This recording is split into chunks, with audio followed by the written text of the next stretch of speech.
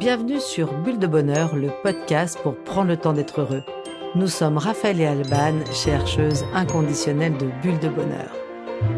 Ce podcast est propulsé par les jeux 2 minutes et publié tous les jeudis. Aujourd'hui, nous vous partageons l'épisode numéro 63 « Je gère les conflits ». Mais avant de commencer, merci pour tous vos encouragements. Continuez à nous soutenir en nous mettant 5 étoiles sur votre plateforme préférée. Suivez nos astuces sur notre page Instagram ou notre page Facebook 2 minutes de bonheur. Profitez de nos jeux 2 minutes ou de notre abonnement pour les couples Un temps pour deux sur notre site 2 minutes de bonheur. Il y en a pour tous. Oh là là, mais qu'est-ce que ça me chicote! Nous vivons tous des désaccords, que ce soit au travail, en famille ou même avec nos amis. Je sais que certains voient dans le conflit une opportunité de croissance. Moi, comme j'imagine la majorité des gens, je déteste les conflits. J'ai plutôt tendance à les fuir. J'évite le plus souvent d'exprimer ce que je pense ou ce que je ressens, et dire la vérité me fait peur car je risque de rentrer en confrontation, en conflit avec l'autre. D'un autre côté, je sais aussi que ce n'est pas très sain de fuir le conflit, et que cet évitement peut engendrer toutes sortes d'émotions, comme la frustration, la colère, voire même de la souffrance à plus long terme. Et là, ça me chicote. Est-ce possible de percevoir le conflit d'une façon plus positive? Y a-t-il de bonnes façons de réagir et de résoudre un conflit? Existe-t-il des règles et des outils pour apprendre à mieux gérer un conflit? Le regard que nous portons sur le conflit dépend de nombreux événements. Ça peut être l'histoire, avec un grand H, la culture, mais aussi notre éducation, notre propre histoire ou encore le contexte du conflit, qu'il soit personnel, familial, professionnel, voire même social. Je me souviens que lorsque je suis arrivée au Québec, j'ai vraiment été étonnée de voir que la gestion des conflits était enseignée dès les premières années d'école. Dans les parcs ou dans les ruelles si typiques de Montréal, j'ai souvent pu observer les enfants régler leurs chicanes, comme on dit là-bas, tout seuls, dans le respect de chacun. Bien sûr, avoir des outils dès la petite enfance est une véritable chance. Et aussi, c'est important de savoir qu'il n'est jamais trop tard pour apprendre la gestion à l'amiable des conflits. Et faire de ces moments de désaccord, et ça c'est sûr, nous en vivons tous des moments de désaccord, d'en faire une véritable opportunité de croissance. Alors, le conflit, qu'est-ce que c'est? En fait, il existe énormément de définitions du conflit. Pour Jacqueline Morino, le conflit naît de la rencontre de deux désirs contradictoires qui s'opposent et qui paraissent vitaux à ceux auxquels ils appartiennent. Pour d'autres auteurs, le conflit est la constatation d'une opposition entre personnes ou entités. Le conflit est chargé d'émotions telles que la colère, la frustration, la peur, la tristesse, la rancune, le dégoût. C'est une lutte de sentiments contraires. Claire Bonnell, dans La dynamique du conflit, explique la naissance du conflit par la persistance de la colère et l'impossibilité à entamer un travail de deuil. C'est-à-dire quelque chose, une situation nouvelle qu'on a besoin d'accepter. Désaccord, opposition, confrontation d'opinions différentes, affrontement, le conflit nous bouleverse au plus profond de nous-mêmes car il touche les relations et les interactions avec ceux qui nous entourent. Et vous l'avez sûrement remarqué, plus les personnes nous sont proches et plus c'est difficile. Regardez autour de vous des couples ou des familles qui se déchirent et on prend conscience du tsunami qu'un conflit peut engendrer. Le conflit touche donc la relation. Ça vient percuter aussi notre besoin de nous sentir aimés et reconnus. Ce sont les émotions qui sont en jeu beaucoup plus que le rationnel dans les conflits.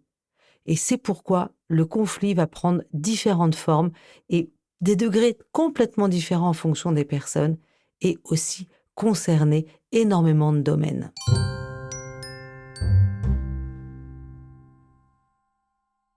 Si l'on prend l'exemple de la famille, nous imaginons facilement les oppositions qui peuvent survenir. Des différences de point de vue, des valeurs divergentes, la gestion de l'ordre, des tâches domestiques, des horaires aussi, de temps en temps des incompréhensions des besoins de chacun, qui est donc individuel, et aussi des besoins collectifs. Que ça soit le couple, la fratrie, entre les parents et les enfants, les exemples pourraient être vraiment beaucoup plus nombreux. Ces exemples illustrent bien en tout cas que l'origine des conflits vient du fait que nous sommes tous différents, en tant qu'adultes, enfants, hommes, femmes, et nous avons des points de vue différents de ce fait-là. Et tous ces points de vue différents font que nous avons chacun notre propre carte du monde. Le conflit est donc le reflet de nos différences. C'est la manifestation d'un désaccord entre deux ou plusieurs personnes dont les cartes du monde divergent. Il est par conséquent inhérent à la relation humaine. Et oui, le conflit, quoi qu'il arrive, fait partie de notre quotidien et fait partie de notre vie. Dans le couple, si les différences sont souvent ce qui a attiré les deux partenaires, ce sont aussi celles qui sont à l'origine de bien des disputes. Je l'entends souvent dans mes accompagnements de couple, l'un qui dit j'ai vraiment été attiré par ton énergie et ta curiosité, et aujourd'hui, mais tu m'épuises. Ou alors, ta fantaisie m'amusait, le fait que tu sois toujours un petit peu en retard, que tu prévois jamais rien, c'était tellement génial. Mais aujourd'hui, véritablement, ça m'exaspère. Il est important de comprendre aussi que le conflit est un processus.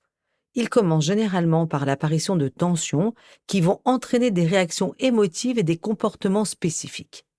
Par exemple, si je me sens frustrée, incomprise ou agressée quand mon conjoint ne range pas ses affaires, inévitablement mon comportement va changer et je veux devenir anxieux, méfiant, agressif.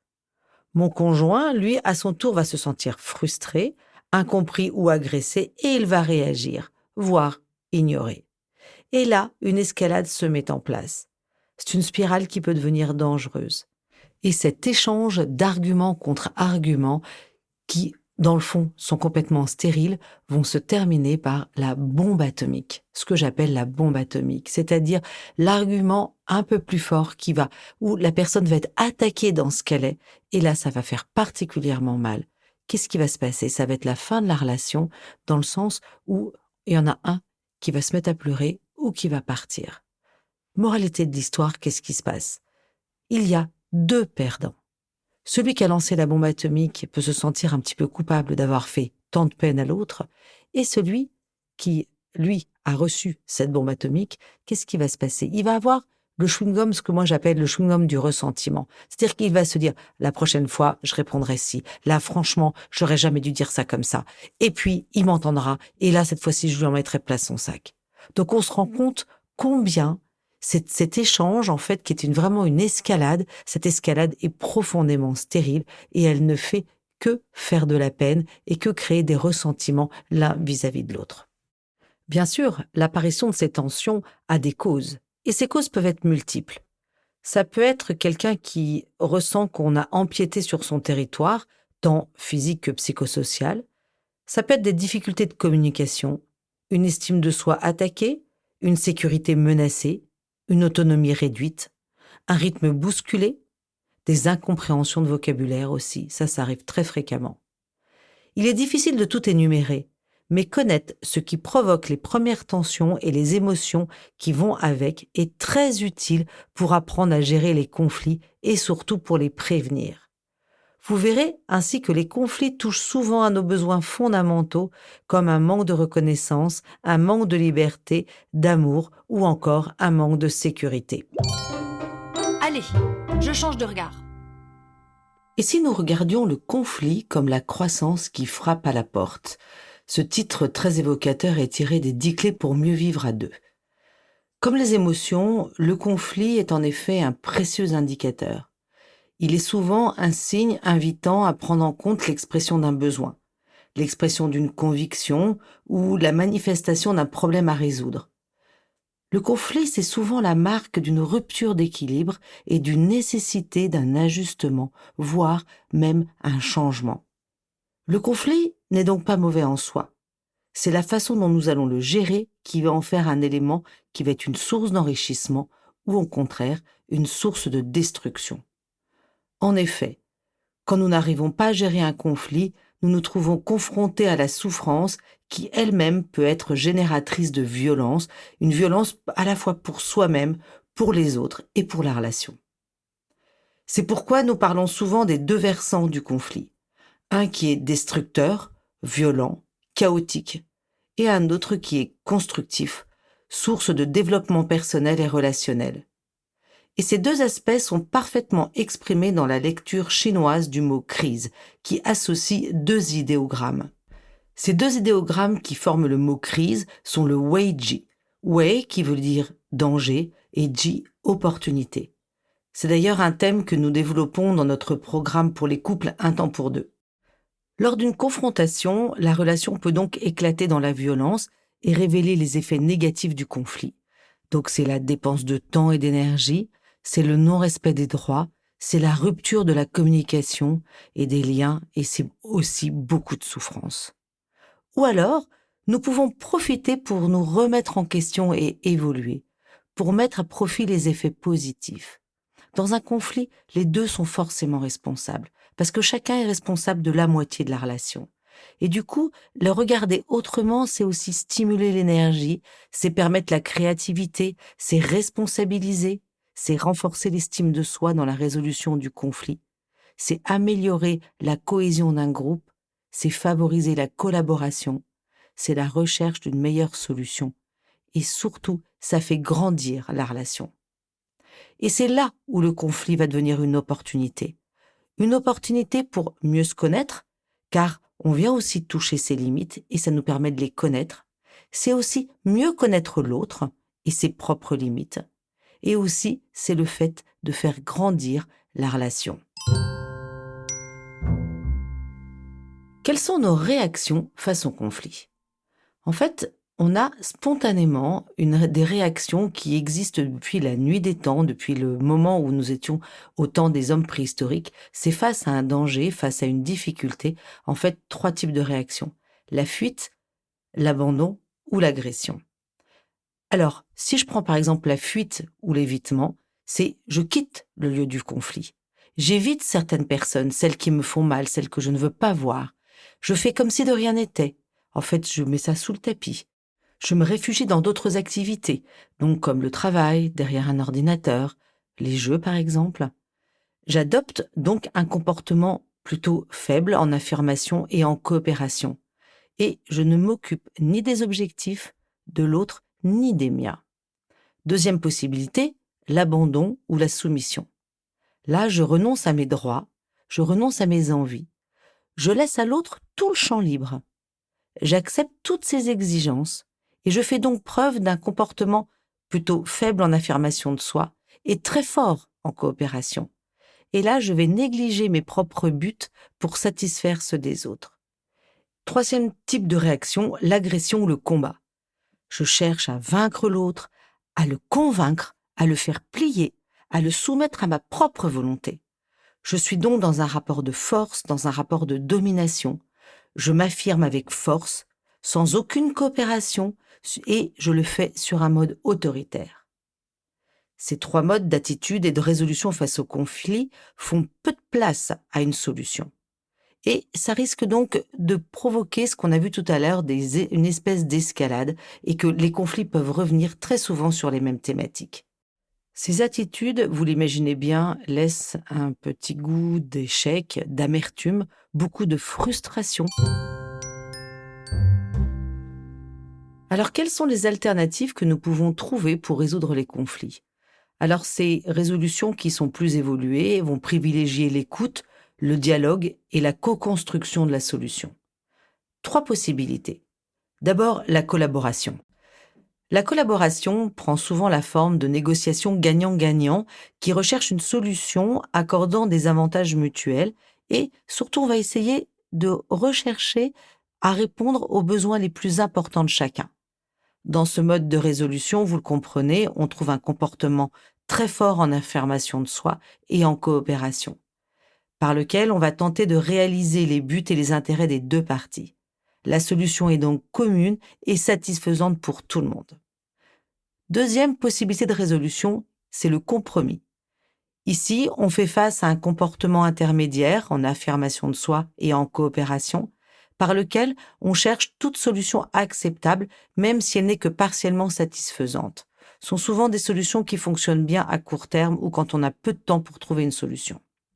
Troisième possibilité, l'appel à un tiers. Le tiers va permettre de sortir de la dualité conflictuelle. Ce tiers peut être un médiateur, un arbitre ou un juge, chacun ayant un rôle particulier.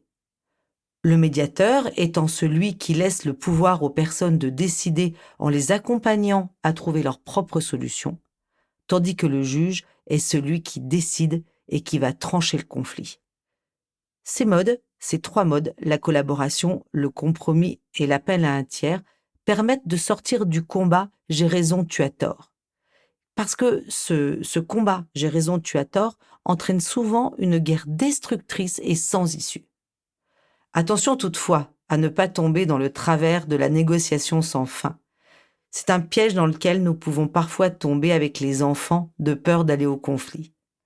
L'objectif de ces modes de résolution est de trouver une solution qui convienne à chacun dans un délai raisonnable. Alors, comment gérer un conflit ? Je démarrais tout d'abord avec quelques règles fondamentales. D'abord, trouver le bon moment et le bon lieu. Effectivement, aller entamer une discussion dans un coin de porte quand on est pressé, c'est effectivement pas forcément le bon moment. C'est aussi être avec les bonnes personnes. J'ai par exemple une remontrance à faire à un de mes collaborateurs, je vais pas le faire devant les autres. Ou si j'ai besoin de dire quelque chose à un de mes enfants, qui est plutôt assez personnel et qui le concerne que lui, je ne vais pas le faire devant les autres. Une autre règle fondamentale pour bien gérer un conflit est bien sûr faire preuve d'écoute bienveillante. C'est sortir du ping-pong, tu as raison, tu as tort, et essayer d'aller pointer le besoin fondamental que j'ai moi et qu'a la personne en face de moi. C'est bannir l'attaque, c'est-à-dire la violence, qu'elle soit physique ou verbale. C'est mettre de côté toute forme de mépris, de dévalorisation ou de domination. C'est aussi sortir de la défensive en se disant « je ne suis pas attaqué moi, c'est simplement un problème que nous avons besoin à résoudre. Le problème n'est pas moi. » Et ça permet d'éviter la mauvaise foi, d'éviter la fuite ou alors carrément de se sacrifier. Il existe de multiples outils pour aller plus à fond et qui permettent de guider dans la résolution des conflits. Alors, on va vous en proposer quelques-uns. Alors, je commencerai par la méthode Gordon, qui va reposer sur 3 piliers. Donc, l'écoute active. Vous pouvez aller écouter la bulle de bonheur 27, l'affirmation de soi, notre bulle de bonheur 31, et puis sur l'expression du message en jeu, et aussi la bulle de bonheur numéro 5 sur l'expression de ses émotions. Et ça permet de résoudre un conflit sans perdant. Deuxième méthode, la méthode DESC.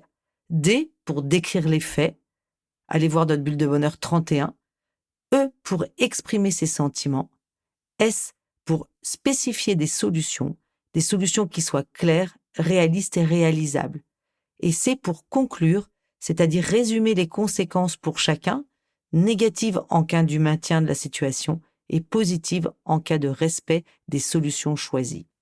Une autre piste, c'est la CNV, la communication non violente, avec son outil qui s'appelle l'OSBD, O pour observation des faits, S pour l'expression de son sentiment, le B pour la reconnaissance de son besoin et le D pour la formulation d'une demande, et le tout avec assertivité et empathie. C'est une technique qui est surtout excellente par rapport comme outil pour soi-même avant d'entrer dans une discussion de conflit. Ça permet de se replonger en soi pour aller regarder en fait qu'est-ce qui a été touché chez moi, quel a été ce sentiment et quel était le besoin qui est fondamental qui n'a pas été reconnu. Dans tous ces outils, allez surtout choisir celui qui vous convient le mieux, qui vous paraît le plus clair et le plus réalisable. Et vous verrez, vous serez surpris des résultats. De temps en temps, même si les émotions sont trop fortes ou si le conflit est trop enquisté, il peut être aussi utile d'avoir recours à un tiers professionnel qui va être impartial et qui va avoir une vue avec un peu plus de hauteur sur la problématique que vous rencontrez. Rappelez-vous aussi que si nous réalisons que le conflit a engendré de la souffrance et des blessures, le pardon peut être une action supplémentaire pour réparer. On en a parlé dans notre podcast numéro 15. Oui, le pardon, c'est une démarche qui est puissante et c'est important. Il doit être sincère et libre. Et hop, je me lance. Si je résume, 1. Les conflits sont inhérents à toute relation. 2. Ils sont des messages indiquant des besoins non satisfaits. 3. Bien gérés, les conflits permettent d'évoluer personnellement, mais aussi de faire croître la relation. 4. Le conflit est une opportunité de croissance. Et 5. Les effets positifs du conflit sont visibles sur l'énergie et la créativité, l'estime de soi et la relation. À vous de jouer, chers auditeurs, 2 minutes pour trouver une situation qui génère des conflits chez vous, dans votre travail, dans votre famille élargie ou avec des amis. Prenez un temps pour identifier les faits, les émotions que vous ressentez et si possible les besoins qui se cachent derrière. Trouvez ensuite un moment pour en parler avec la ou les personnes qui se trouvent à l'autre bout de votre relation, sans oublier d'écouter ce qu'elles vivent de leur côté. Vous allez voir, les solutions vont émerger. Et pour terminer, la petite mousse de la semaine à méditer est de Jean Anouilh. C'est plein de disputes, un bonheur. Avec Bulle de Bonheur, prenez le temps d'être heureux. Merci pour votre écoute. Si vous avez aimé, dites-le nous avec 5 étoiles.